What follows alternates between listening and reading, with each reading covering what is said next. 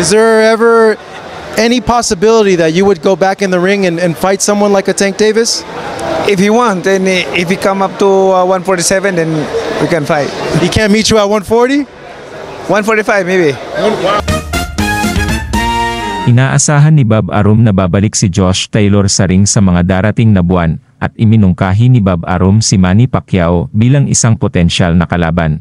Mula noon ay iniugnay si Josh Taylor sa isang rematch sa kanyang matagal ng karibal na si Jack Catterall at kay Florian Marco ng Albania. Pero ang promoter na si Bob Arum ay tila ang pinakagusto na maiikasa ay si Manny Pacquiao bilang susunod na makakalaban ni Josh Taylor. Noong Hunyo taong 2000 ay naitala ang unang pagkatalo ni Josh Taylor sa kanyang karera sa boxing. Ang laban ay ginanap sa Madison Square Garden Theater sa New York kung saan ipinamalas ni Teofimo Lopez ang isa sa pinakamahusay na performance.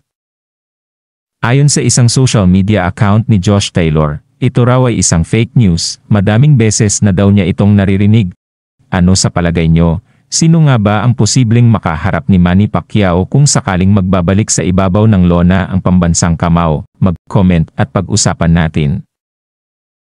Di pa kayo nakasubscribe sa munting channel ko, mag-like, nag-subscribe, at pindutin ang notification bell para maging updated kayo sa bagong video upload ko. God bless.